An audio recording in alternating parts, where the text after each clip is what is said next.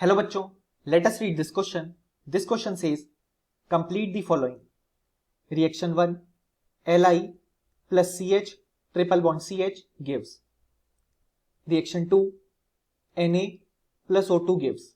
Reaction 3, K plus O2 gives. Reaction 4, LiOH heated gives.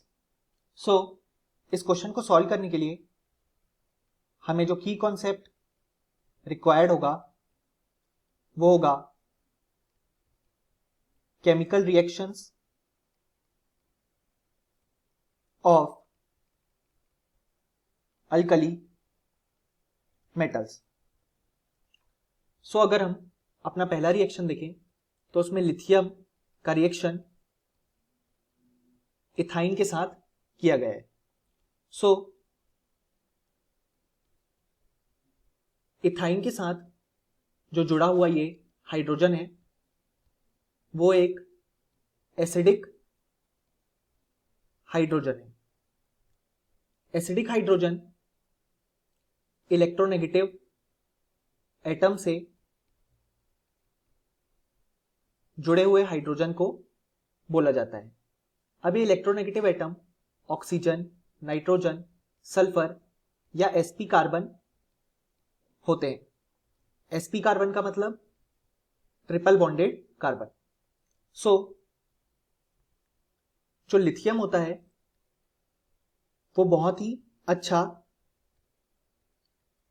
Reducing agent होता है, क्योंकि हम जानते हैं लिथियम एक अल्कली मेटल है तो इसके वैलेंस शेल में केवल एक इलेक्ट्रॉन प्रेजेंट होता है जिसे वो आसानी से लूज करके Li+ बना सकता है और नोबल गैस कॉन्फ़िगरेशन अचीव कर सकता है। सो जैसे ही लिथियम एक इलेक्ट्रॉन लूज करके Li+ बनाएगा, उस एक इलेक्ट्रॉन को ये हाइड्रोजन जो H+ के फॉर्म में रिलीज हो जाएगा वो एक्सेप्ट करके हाइड्रोजन गैस के फॉर्म में रिलीज हो जाएगा। सो इसका फाइनल आंसर होगा CH triple bond C- Li+ plus half H2 gas release हो जाएगी। सो अब अगर हम अपने सेकेंड रिएक्शन को देखें तो वो है Na प्लस O2। सो जो सोडियम होता है उसकी रिएक्शन ऑक्सीजन जो कि एयर में प्रेजेंट है तो वो हमें रिजल्ट में सोडियम पेरोक्साइड का फॉर्मेशन देती है, यानी कि हमें रिजल्ट में Na2O2 मिल जाएगा। अगर हम इसे बैलेंस करें तो यहाँ पे 2Na आ जाएगा। सो ये एक टाइप का पेरोक्साइड है। ऐसा इसलिए क्योंकि इस कंपाउंड में ऑक्सीजन की जो ऑक्सीडेशन स्टेट है वो -1 है। इसे हम ऐसे देख सकते हैं कि हम जानते हैं कि सोडियम का ऑक्सीडेशन स्टेट +1 होता है, तो 2 × +1 और लेटेस्ट स्टेट ऑक्सीजन की ऑक्सीडेशन स्टेट एज x, सो 2x = 0 क्योंकि इस कंपाउंड पे कोई भी चार्ज नहीं है, यानी 2 + 2x = 0, जिसका मतलब x = -1, यानी कि ये एक टाइप की पेरोक्साइड है।